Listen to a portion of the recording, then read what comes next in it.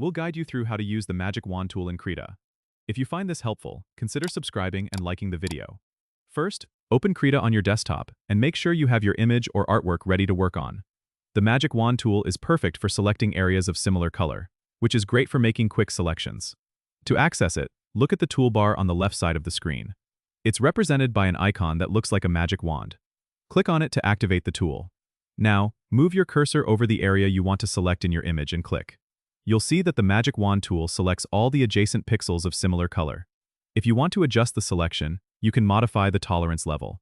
Look for the Tool Options docker, usually at the bottom or side of your workspace. Increase the tolerance to select a broader range of colors or decrease it for a more precise selection. You can also hold down the Shift key to add more areas to your selection. If you make a mistake, you can deselect areas by holding down the Alt key and clicking on the unwanted selection. This tool is especially useful when you need to isolate parts of your image for editing, such as changing colors or applying filters. Once you have your selection, you can go to the Select menu at the top and choose Grow or Shrink to adjust your selection further.